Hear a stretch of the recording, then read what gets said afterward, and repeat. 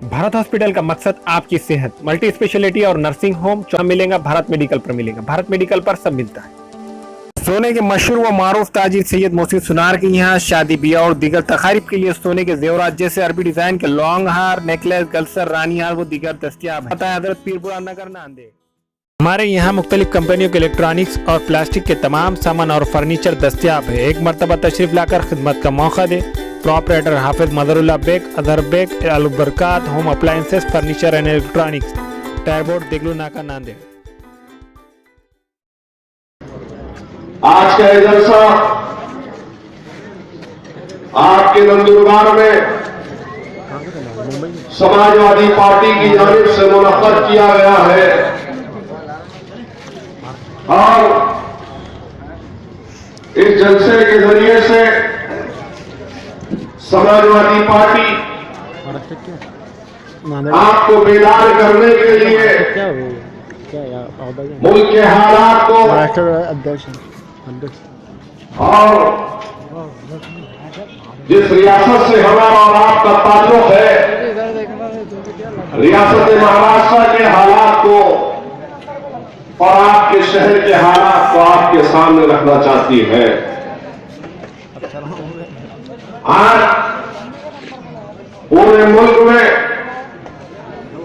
जिस तरीके से बदनज़मी और बदअमनी फैली है, हर तरफ एक अजीब और गरीब बेचैनी है, जुल्म हो रहा है, तशद्दुद बर्पा किया जा रहा है, करप्शन है तो उरूज पर है, महंगाई है तो आसमान को छू रही है, छूत छाट का अगर मामला है तो वो भी आगे निकल गया है।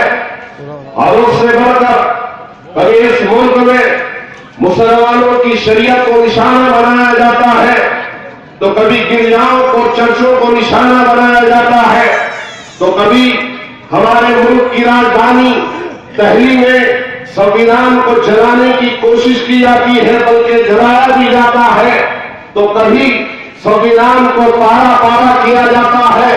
तो फिर आपने देखा कि हर विदेश में न्यूज चैनलों पे आकर अगर बात होती है तो गारकशी के नाम पर बात होती है, अगर बात होती है तो मॉब लिंचिंग के ऊपर बात होती है, अगर बात होती है तो शरीयत में मदाखलत, 3 तलाक के ऊपर बात होती है, अगर बात हो रही है तो आज इस मुल्क के अंदर नफरत अंगेज फिजाओं को फैलाने वाली बातें हो रही है।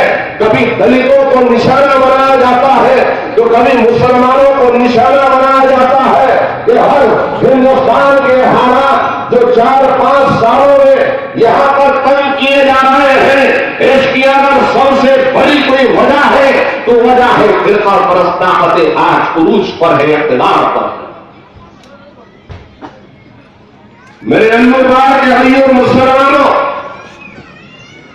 आज इस मुल्क में जो बेचैनी है, जो बेचैनियों की फिजा है, इसकी वाहिद वजह है कि आज वो मुल्क जो आजादी से पहले इस मुल्क को आजाद करवाने में जहां पर हिंदुओं ने हिस्सा लिया था तो मुसलमानों ने भी हिस्सा लिया था, जहां पर सिखों ने अपने जान की कुर्बानी दी तो वहीं पर अम्बेडकरवादी भी पीछे नहीं रहे। लेकिन मेरे भाई, ये मुल्क जो कभी गंगा जमुनी तहजीब का गहवारा था, ये मुल्क कभी अमन और शांति का गहवारा था, ये मुल्क कभी सोने की चिड़िया मुगलों के जमाने में कहा जाता था। आज इस मुल्क की हालत क्या है, आज हम और आप देख रहे हैं। आज पेट्रोल कितना महंगा हो गया है, डीजल के रेट्स क्या हो गए हैं। अगर दाल सब्जी की बात करें तो वो आसमान को उसका रेट हो गया है, छू रहा है। आज महंगाई अपने उरूज पर है।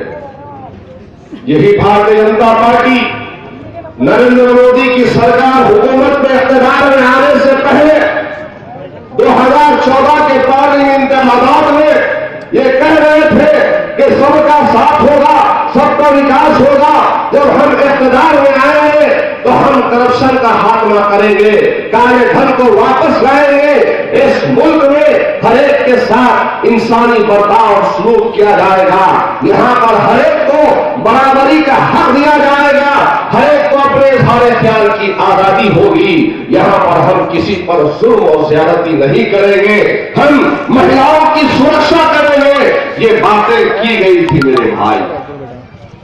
लेकिन आज अखबारात की सुर्खियां भरी पड़ी है। आज अगर ब्रेकिंग न्यूज में और न्यूज चैनलों पर अगर कुछ चीज आती है तो फला जगह दाढ़ी के नाम पर मुसलमानों को मारा है, फला जगह इस स्टेट में गावकशी के नाम पर खत्ल किया गया, फला जगह बच्चा चोरी के नाम पर भीड़ ने खत्ल कर दिया, फला जगह मुसलमानों को ट्रेन में जा रहे थे खत्ल कर दिया। ये वाकयात हमको सुनने को मिलते हैं मेरे भाई। कहीं दलितों को गोबर खिलाया जा रहा है जबरदस्ती, तो कहीं अम्बेडकरवादियों पे जुल्म होता है, तो महिलाओं को नंगा परेड किया जाता है। महिला सुरक्षा की बात की गई थी, लेकिन सबसे ज्यादा अगर बलात्कार, रेप, अस्मत रेजी के वाकयात अगर किसी की हुकूमत में हुए हैं तो भारतीय जनता पार्टी की हुकूमत में आज हिंदुस्तान में हो रहे हैं। मॉब लिंचिंग के नाम पर, हुजूमी तशद्दुद के नाम पर अगर खत्म कारतगिरी किसी की हो रही है तो इस मुल्क में मुसलमानों को, निहत्ता मासूम मुसलमानों को 10-10 सांसों की भीड़ पकड़कर मारती है, कत्ल करती है, ये इस मुल्क में आज हो रहा है।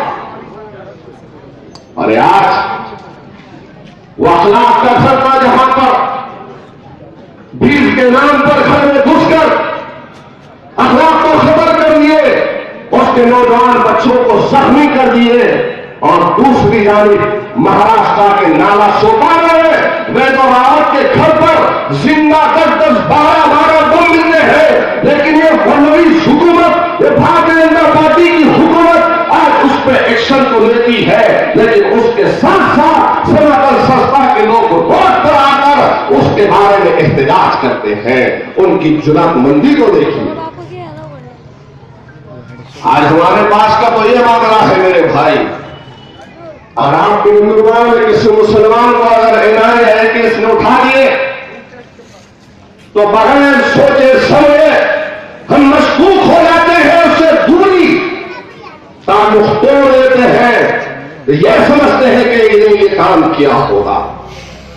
मैं सलाम करता हूं उत्तर प्रदेश की हमारी और हिंदू बहन को कि किसने कल दो नौजवानों को, निहत्तर नौजवानों को जो खत्ल किया गया उत्तर प्रदेश में, इनकाउंटर किया गया उत्तर प्रदेश की पुलिस के जरिए से, उसके मकान पर वो लड़की जाती है और जाकर जब हाल चाल पूछती है मेरे भाई, तो लाइव बताया फेसबुक पर, उसकी बीवी से पूछा कि वो क्या काम करता था, तो कहा कि मजदूर पेशा था, उसका भाई क्या करता था, वो भी मजदूरी करता था, घर का हाल है कि एक छोटा सा कमरा है, और उसको बलवान बताकर, उसको बहुत बड़ा अंधा बताकर हथियार रख दिए और उसको वहां पर कत्ल कर दिए। ये काम हो रहा है इस मुल्क में नरेंद्र मोदी की सरकार में, और आज पिछले 2 दिनों से मैं देख रहा हूं न्यूज चैनलों पर, नरेंद्र मोदी तुम्हारी अपनी सरकार में जहां से तुम्हारा ताल्लुक है, और गुजरात में उत्तर भारतीयों को, बिहारियों को, उसमें हिंदू भी है, मुसलमान भी है, दीगर जात के हैं, मार मार कर, दौड़ा दौड़ा कर उन्हें निकाला जा रहा है। बतलाओ कहां जाएंगे वो लोग? क्या ये हिंदुस्तान, ये सबका हिंदुस्तान नहीं है? यह अलग बात है कि अगर कोई गुनाह करता है तो हम भी कहेंगे कि उस अकेले को गुनाह की सजा दो, लेकिन ये क्या बात हुई कि जितने उत्तर भारतीय आए हैं उन सबको मारा जा रहा है, पीटा जा रहा है, और उन्हें इस स्टेट से बेदखल किया जा रहा है। एक खौफ है मेरे भाई, और याद रखो ये खौफ से कोई बचने वाला नहीं है।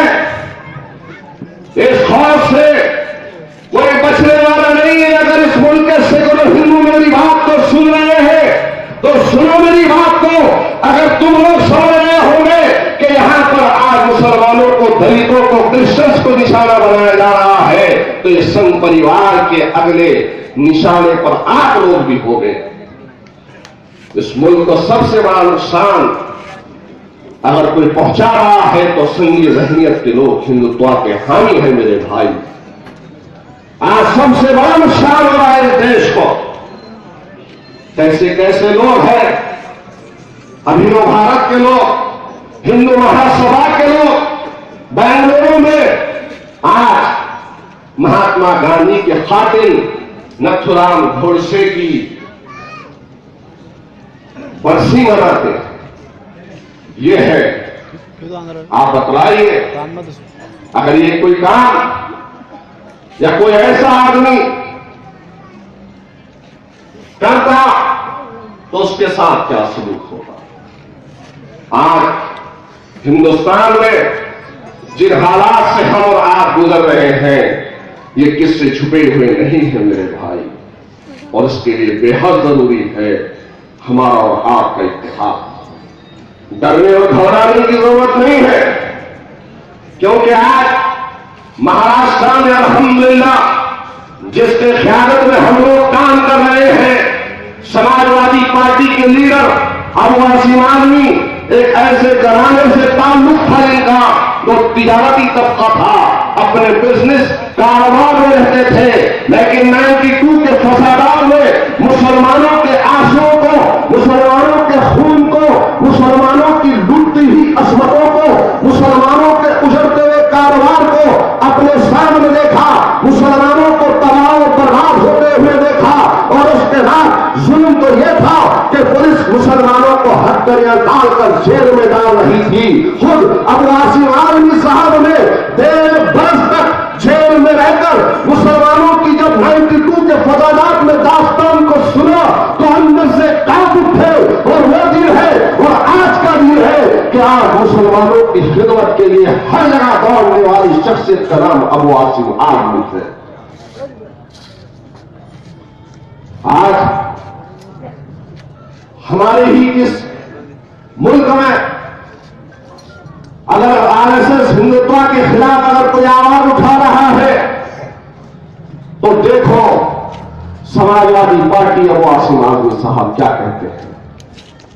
मेरे भाई, हमको ऐसी क़यादत को समझना होगा जो वाकई हमारी तकलीफ में, हमारी मुसीबत में हमारे सामने आकर ठहरे, और हुकूमत हो कि पुलिस का जुल्म हो, उनके सामने आंख में आंख डालकर बात करें।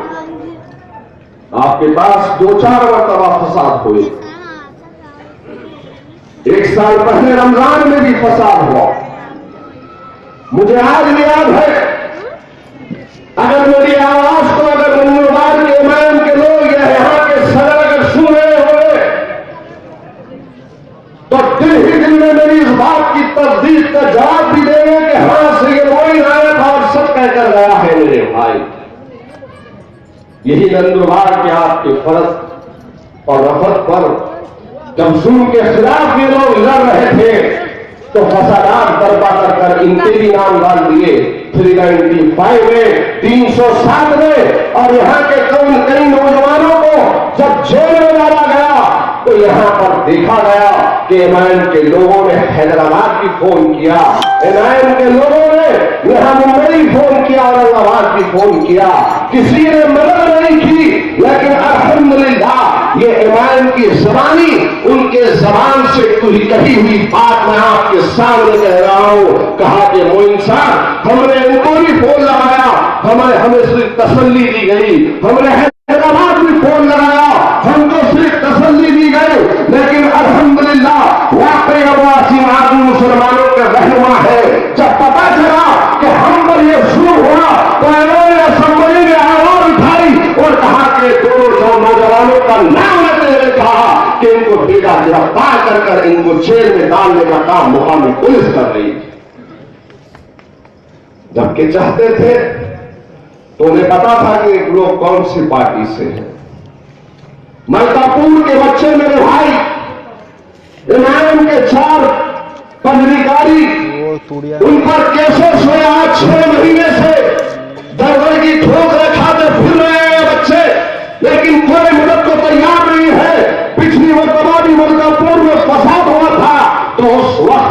अबू आसिम आजमी साहब ने उनकी मदद की थी। और वही जुमले जो नंदुरबार के नौजवानों ने कहा था, यही जुमले उन्होंने भी कहे थे कि कुर्बान जाए अबू आसिम आजमी के कि उन्होंने हमारी मदद की है।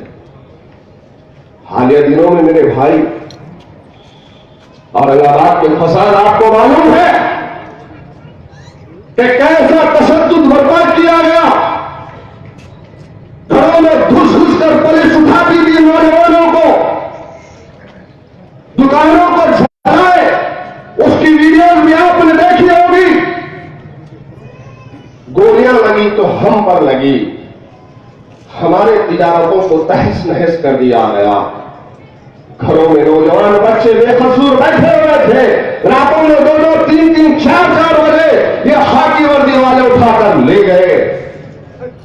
एमएलए को फोन लगाए तो आउट ऑफ कंट्री है, कहीं घूमने गए। 25 नगर सेवक थे, सबको फोन लगा रहे, कोई आने को तैयार नहीं है। लेकिन रात के 12 बजे जब फोन देखा तो फजर के फौरी बाद अबू आसिम आजमी साहब ने, क्या बात है कि इतने रात को आपका फोन आया था। मैंने कहा कि रात में आज यहां औरंगाबाद में फसाद हुआ और मुसलमानों की आंखें हैं कि किसी की ख्यालत को तोप रही है कि काश कि हमारे दरमियान में हमारे आंसू पोंछने वाला, हमारी तकलीफ को ऐवान में बोलने वाला, हुकूमत के सामने रखने वाला कोई हो। हम अपने आप को बेयार और मददगार समझ रहे हैं। कहा कि सैयद मोइन फिक्र की बात नहीं है, तभी सबसे पहली फ्लाइट लेकर औरंगाबाद को पहुंचूंगा। कह दो औरंगाबाद के मुसलमानों को कि अपने आप को तनहा नहीं समझ लो। महाराष्ट्र में जब तक अबू आसिम जिंदा है, चाहे वो किसी पार्टी के हो, मैं उनके लिए, उनकी मदद के लिए तैयार हूं।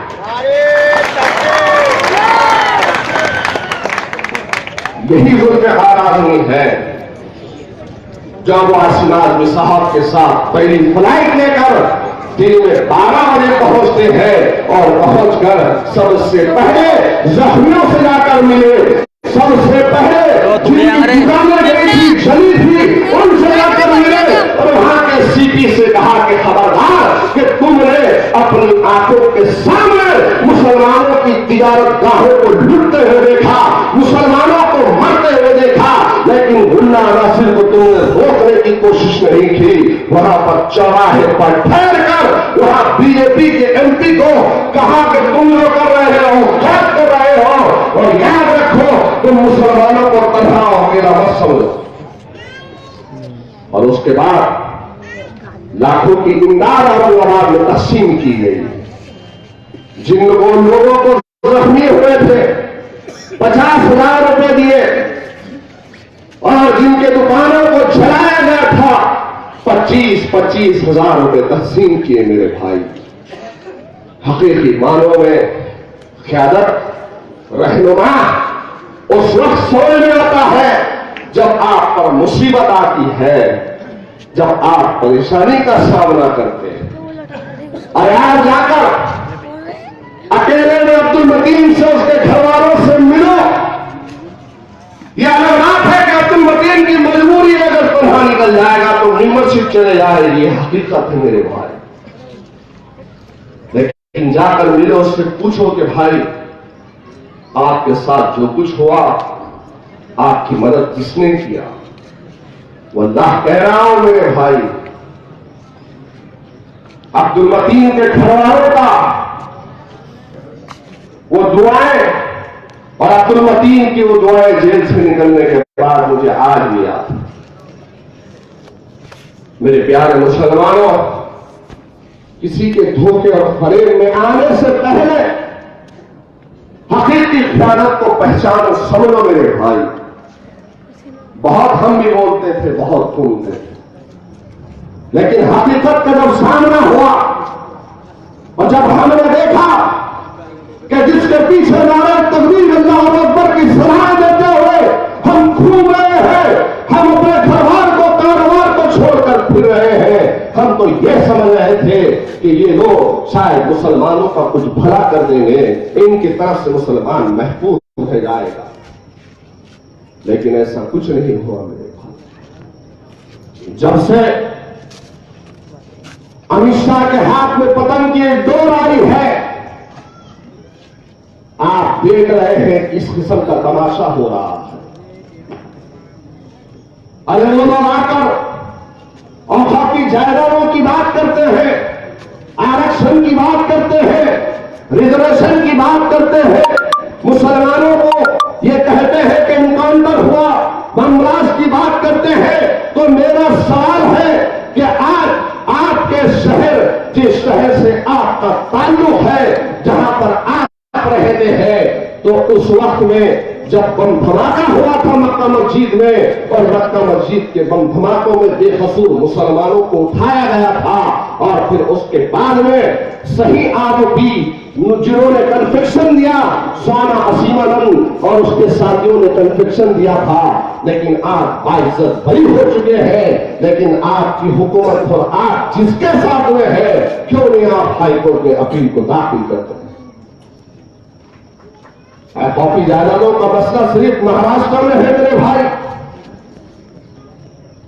और कॉपी जायदादें आज तेलंगाना के मुसलमानों से पूछो कि कितने कॉपी ऐसी जायदादें हैं जहां पर इनका अपना कब्जा है।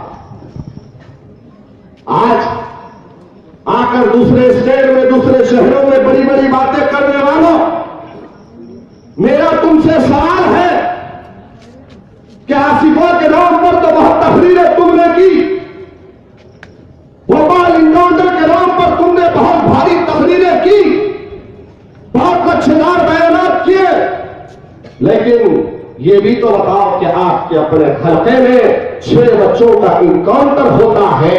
अरे जाना तो दूर की बात, उनके जनाजे में शरीक तक ये लोग नहीं होते मेरे भाई। अगर स्कूल में एक बच्ची का रेप हुआ, 4 दिन रह जाते हैं मेरे प्यारे मुसलमानों।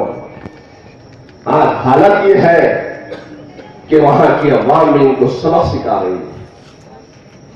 समझ चुके हैं सब लोग। महाराष्ट्र के असेंबली के इंतखाबात में आए तो 34 सीट 60 सीट कराते हैं, उत्तर प्रदेश जाते हैं तो 70 सीट कराते हैं, बिहार आए तो 25 सीट लगाते हैं, और तुम कहते हो कि सियासत हमारे घर की लौंडी है, वहां तुम ताकतवर हो। तो जहां पर तुम ताकतवर हो, फिर क्या वजह है कि सिर्फ 60 सीटों पर तुम इत्तेफाक क्यों करते हो?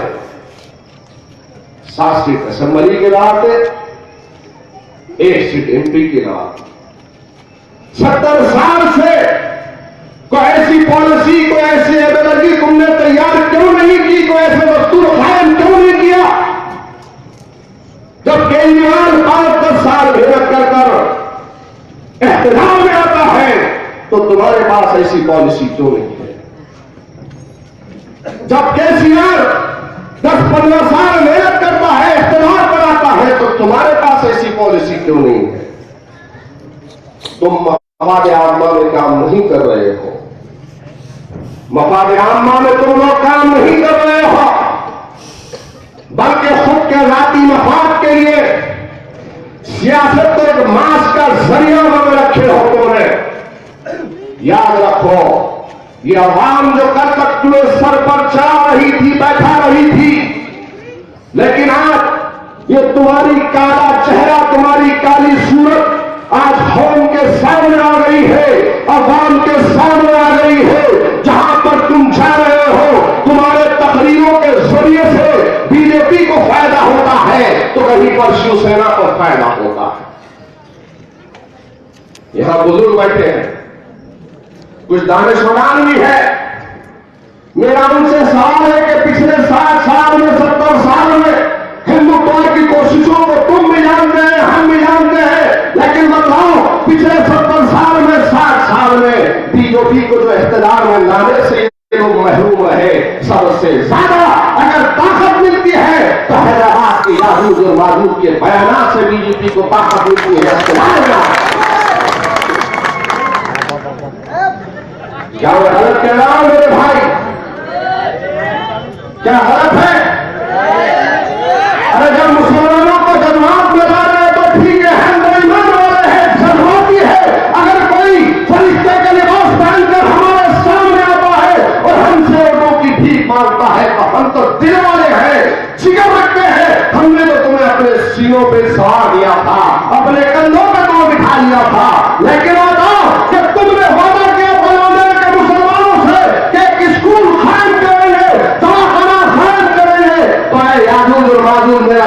सवाल है जो सैयद मोइन ने जमीन खरीदी थी, इसको भी पूरा देखते हैं।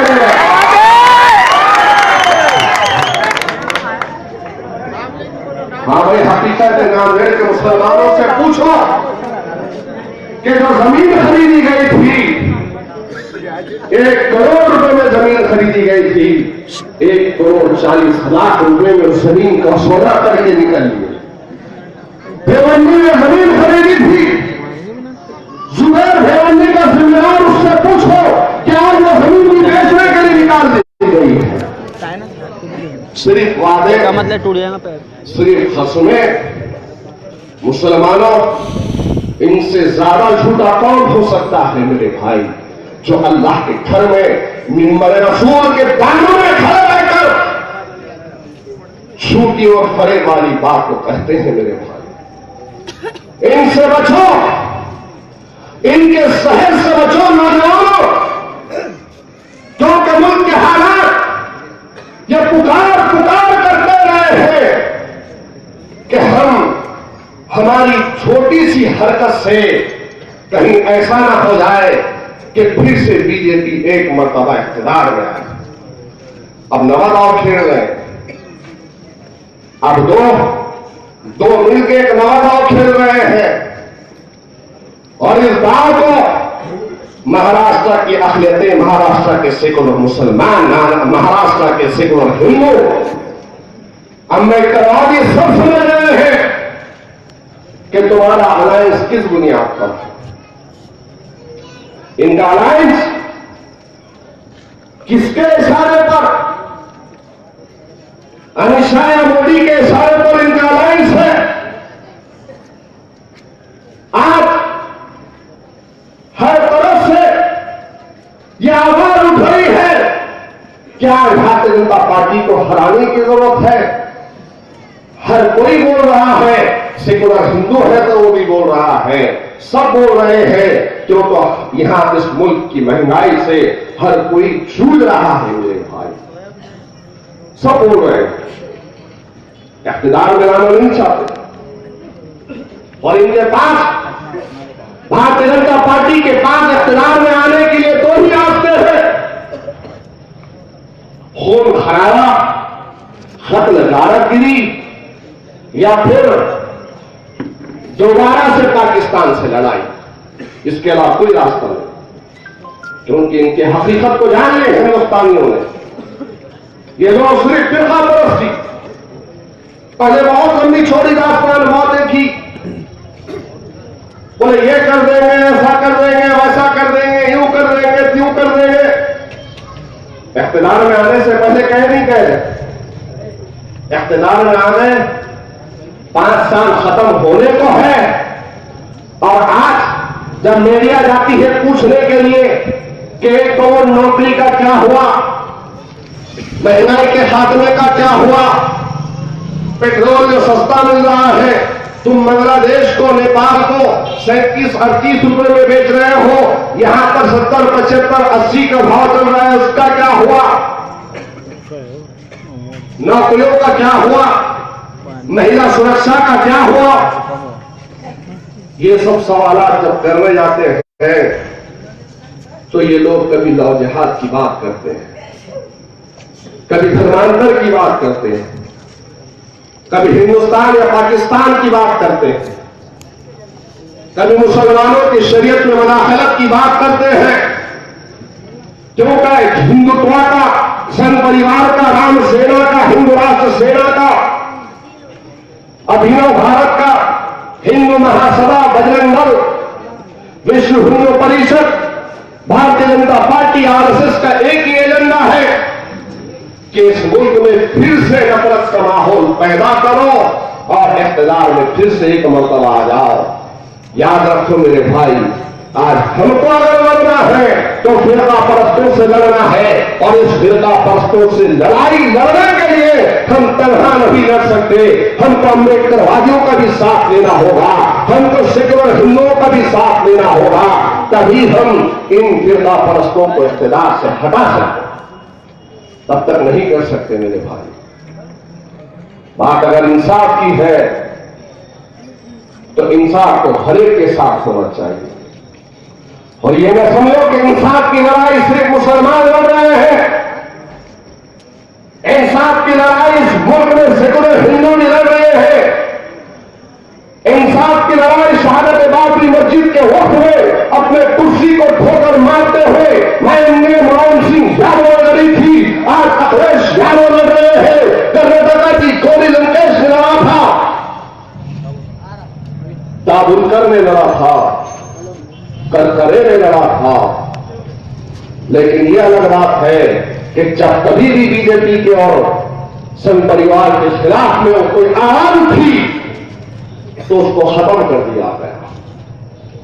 आज जरूरत है मेरे प्यारे मुसलमानों, इस मुल्क में बढ़ती ही नफरत का हमको खात्मा करना होगा और इस मुल्क में फिर से अमन का गहवारा हमको लहराना होगा। आज बहुत सारे मसाइल पर हमको बात करनी, बहुत सारी चीजों पर हमको बात करनी है। हमको तमाम जरूरतें हैं जो हमको पूरी करना है, लेकिन वो तभी मुमकिन होगा जब हम सियासी मैदान में बेदारी का सबूत दें। अपना कौन है, पराया कौन है, ये समझने हैं।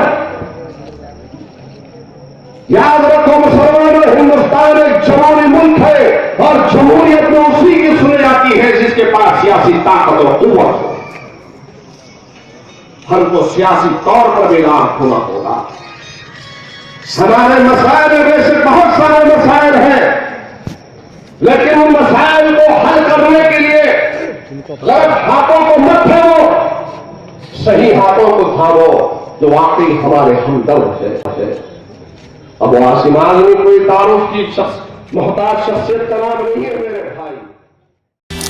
नाने उर्दू न्यूज़ यूट्यूब चैनल को सब्सक्राइब जरूर करें और बेल आइकन को क्लिक करें। बेल आइकन को क्लिक करने से होगा ये कि आपको लेटेस्ट न्यूज़ अपडेट की नोटिफिकेशन मिलती रहती है, तो सब्सक्राइब करना ना भूलें।